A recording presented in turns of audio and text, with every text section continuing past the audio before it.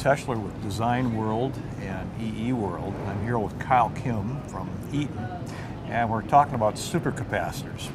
Kyle, first of all, what's the difference between a supercapacitor and a regular capacitor with just a couple of plates and an insulator between them? So the supercapacitor has about 1,000 times more energy densities than the regular capacitors.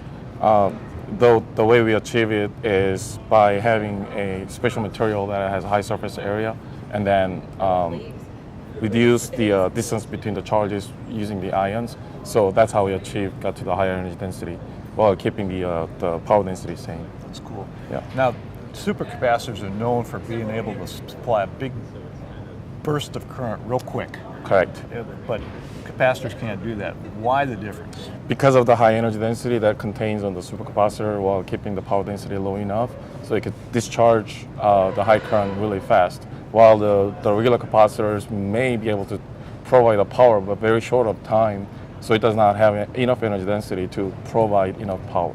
Interesting. Now we got a couple of examples of supercaps right in front of us here. Why don't you tell us what we're looking at? So these are the modules. So it comes with single cells. Start with the single cells, and we package them into what customer needs. So one of this is more stationary applications, typically for the UPSs or indoor applications. And this is a ruggedized the module that could go into the vehicles or even the harsh environment.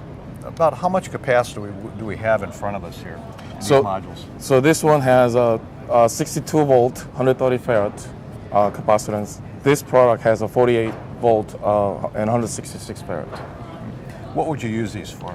So this thing is very useful for the short-term UPSs. So a lot of UPS requirements getting shorter as a minute to a second. So this one fits really well, replacing the batteries.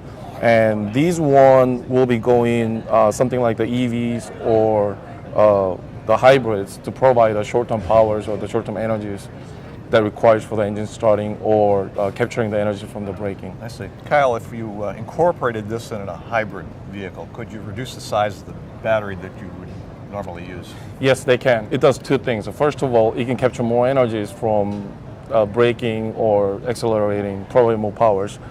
And so they don't need that big size of the battery. So they replace some of the battery with this, and they can actually run more efficiently, and also it extends the battery life.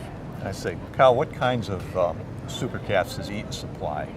So Eaton has a variety of supercaps. So I can show you the smaller parts that we have. So it starts with the 0.1 farad all the way up to 3,000 farads on the single cells.